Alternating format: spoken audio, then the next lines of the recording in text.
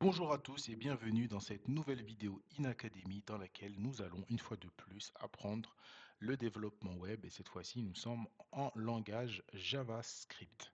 Donc dans cette vidéo nous allons faire du coup encore un kata, c'est un exercice que j'aime énormément faire et que je trouve très ludique et très important.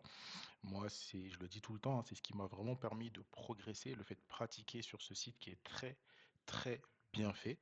Donc je vous invite à en faire de même et à chaque fois ça permet de voir des nouvelles méthodes, des nouvelles fonctions, des nouveaux procédés et c'est ce que j'apprécie.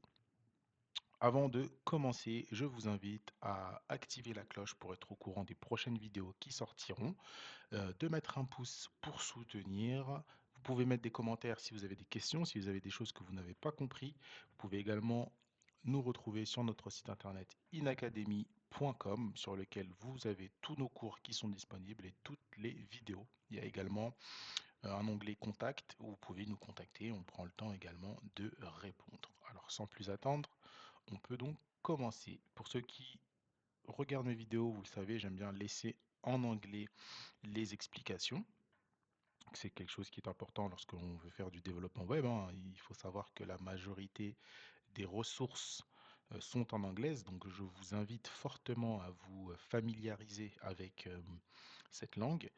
Et si jamais c'est trop compliqué et que vous ne comprenez pas du tout, vous pouvez toujours traduire, hein. Clic droit, traduire en français ou bien copier-coller tout simplement. Ça va très vite. Ok? Donc là pour la vidéo, je vais laisser comme ça. Et donc je vais faire la traduction. En termes de consignes, donc on nous dit qu'il y a un bus dans la ville, en gros, qui dépose des passagers euh, et que du coup, on va nous donner un tableau et on va devoir compter en fait le nombre de personnes qui montent et le nombre de personnes qui descendent. Et à la fin, au dernier arrêt, nous, on va devoir faire un retour, on va devoir retourner le nombre de personnes qui restent dans le bus à la fin. D'accord? Donc il va falloir faire des additions, des soustractions, et voilà. D'accord? Donc on va nous donner une liste, en fait, avec une paire de valeurs, ok? En sachant que la première valeur, c'est le nombre de personnes qui montent, et la deuxième valeur, c'est le nombre de personnes qui descendent. Donc déjà, ça, il faut réussir à le visualiser. Donc une liste, ça va être sous forme d'array. Je vais le mettre sous forme de commentaire ici pour que vous puissiez le réaliser, un petit peu comprendre. Donc un tableau, ok, et à l'intérieur avec deux valeurs, d'accord. Donc vous allez avoir par exemple, je sais pas moi, 5, virgule et 3, d'accord, suivi, virgule, d'une deuxième liste avec 8 et 1 par exemple, et ainsi de suite, et ainsi de suite, et ainsi de suite, d'accord. 4 et 0 par exemple, et ainsi de suite, ainsi de suite, ainsi de suite. C'est-à-dire que là, par exemple, première liste, vous avez 5 personnes qui montent, 3 personnes qui descendent.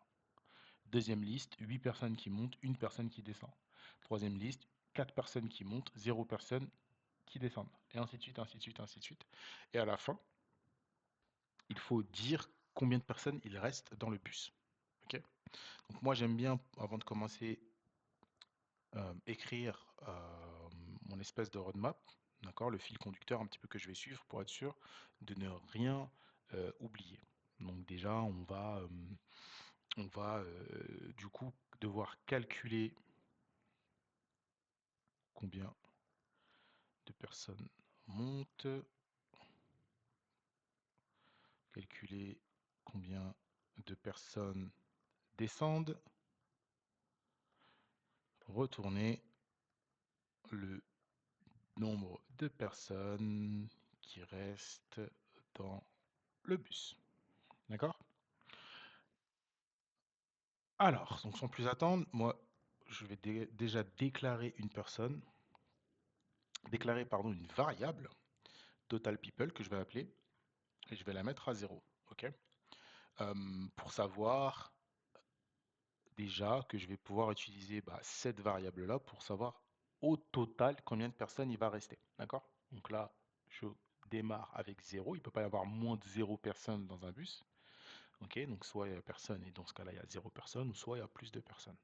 Et ensuite je vais directement partir sur une boucle pour pouvoir faire le calcul. Donc for à l'intérieur, je fais ma variable i, let i égale 0. Donc tant que i est inférieur à du coup la liste entière qu'on va me donner, donc bus stop, point length, la taille en fait pour savoir combien d'arrêts au final il y a sur la route, et bien tant que c'est inférieur à ça, on itère, donc i++, c'est comme ça qu'on itère. J'ouvre mon bloc conditionnel, à l'intérieur, je vais faire total people, plus, et je vais additionner, je vais prendre bus stop,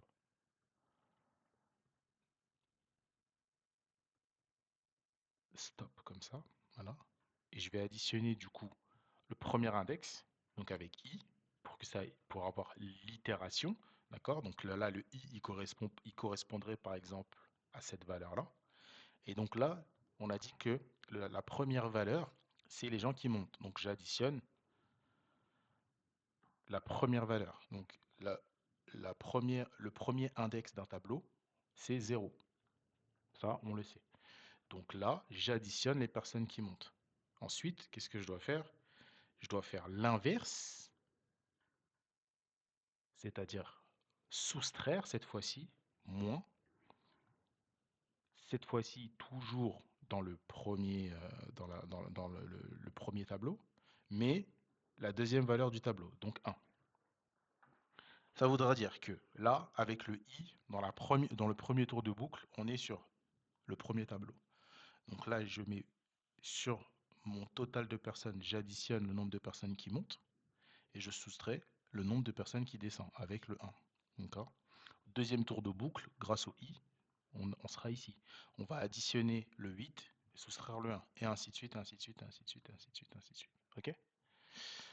Donc au final, je peux faire mon return de total people. Il devrait rester le nombre de personnes qui restent à la fin, au dernier arrêt. Ok? Donc, je peux lancer mon test et le test passe correctement. Je valide et c'est bien validé. Donc j'espère que ça a été clair pour vous. Ce que j'encourage à faire à chaque fois quand c'est terminé, quand vous avez réussi à trouver la solution ou que vous n'avez pas trouvé la solution, en soi, c'est pas le problème, c'est pas de trouver ou de pas trouver, c'est surtout d'essayer, d'avoir des idées, de proposer des choses et ensuite vous pouvez soit cliquer ici sur Unlock Solution si vous n'avez pas réussi à trouver, ou Submit si vous avez réussi à trouver, tant mieux. Mais je vous encourage quand même à cliquer là et d'aller voir les solutions des autres personnes. Ok. Là, par exemple, on a une personne qui a fait comme moi. Là, on a encore une autre méthode avec le Redus qui est utilisé. Donc, ça va vous faire, par exemple, si vous ne savez pas à quoi ça sert Redus, ça va vous faire découvrir Redus. Et moi, c'est pour ça que j'aime bien regarder, chercher les solutions des autres parce que j'apprends à chaque fois des nouvelles méthodes et des nouveaux moyens de faire. Ok. Là encore, on a encore une autre méthode. Ah non, c'est un peu. Ah non, non, non, non, non, j'ai rien dit, c'est le même principe qu'on a utilisé, mais écrit différemment. Encore reduce, et ainsi de suite, et ainsi de suite. Là, par exemple, on a un for each. Encore une autre méthode. D'accord? Si vous l'avez jamais vu, ça peut être très très instructif. Ok? Là, on a encore le map. Enfin, on a encore quelque chose de différent, le map.